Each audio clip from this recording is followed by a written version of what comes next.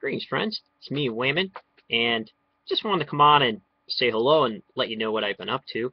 Uzi Yahoo, or aka I Want to Beat You, on YouTube. We've been corresponding for quite a long time.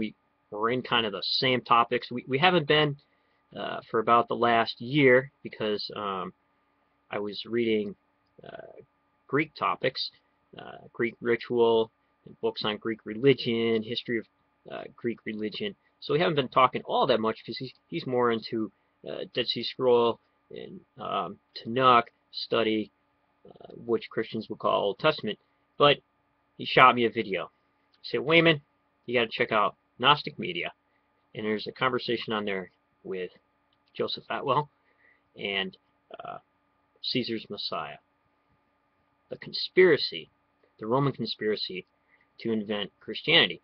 And apparently Atwell has come out with a documentary on that. So I ran over there.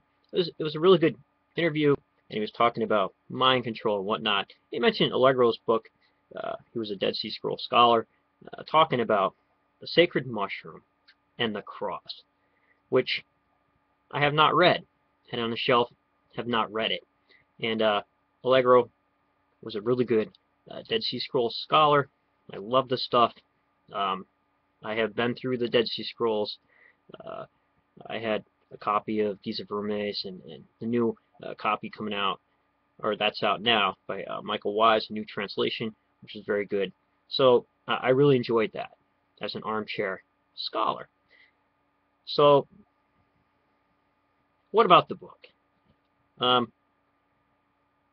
read a lot of Jesus theories, and so I found it to be interesting. I did learn a few things, and I'm glad I read all the Greek stuff because I can now apply what I learned there back into what Allegro was talking about in his book, The Sacred Mushroom and the Cross.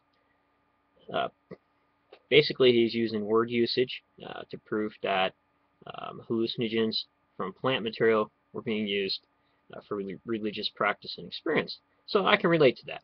Been through the Vedas, know about soma and the large quantities of text in the Rig Veda attributed to soma and how they used to use it in war. So in my mind, yes, possibility. And also Robert Graves in Greek mythology, when he's talking about that, discusses mushroom use as ambrosia. So, but my problem was to how much extent, because a lot of times these Jesus theories, when they come out with them, they start seeing it in everything, and they end up overdoing it, and that's what I believe Allegro did. Same thing with Caesar's Messiah, and why sometimes I don't climb onto that stuff. Jesus, the Jesus communities, being a construct of Egyptian, sun worship stuff. People are all over into that.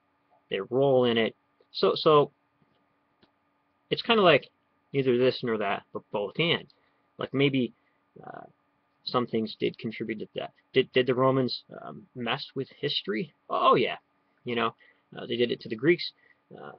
The Aeneid by Virgil is written on that to validate a whole line of emperors and to connect them with Greek. So could they have done it in Christianity? Yes, definitely. And they could have had their hands all over in it. But to what extent, we don't know. Allegro tries to do this, and more modern authors have updated this theory and have done a pretty good job, but we still don't know to what extent. And for me, education about Syrian writings and things like that, word usage, I'm not up on that. I don't know it. So I screwed this video up. I meant Sumerian. So what Allegro was doing was going way back to early writing forms and figuring out words and then relating everything to the mushroom. So that's where I am. So it was like 240 some pages of text, 150 pages of notes. That's not a bad thing, because a lot of books nowadays don't have very footnotes very well documented, and they just make assumptions.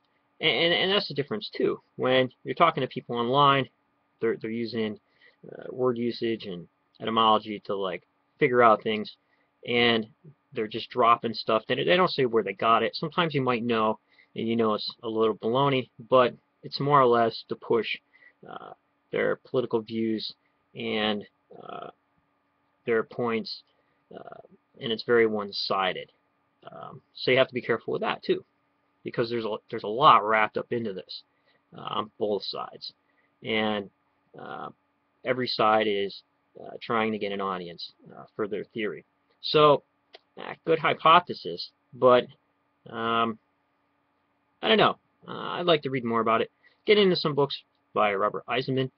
A lot of these people are on Facebook now, and you can have, as readers, conversations with them, which is really good because authors seem to be more involved with their audience and their readers than they were before, and you can ask them a question. So I got about, I don't know, maybe over 2,000 pages of uh, Eisenman to get through now. 3 books, James, the Brother Jesus, and his newer books coming out, James, the Brother Jesus, and Dead Sea Scrolls, volumes 1 and 2. I got them in digital version.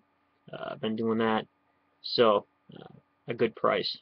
But so there you have it. I guess Allegro must have sat down with a book from Sigmund Freud. I know that mythology is very sexual related, definitely, but how much? Allegro stretches it, I think, right now, kind of far in a lot of areas. But hey, you never know. I could change my mind as I read more and educate myself about it. That's all we can do, and keep the possibilities open. But what a lot of people like to do is nail it down and say, you know, it's either black and white, yes or no. I don't think you can be that way with biblical scholarship, because things like this wrangle on for years and years. So take care, friends, and be well. And remember, if everybody's thinking alike, then somebody isn't thinking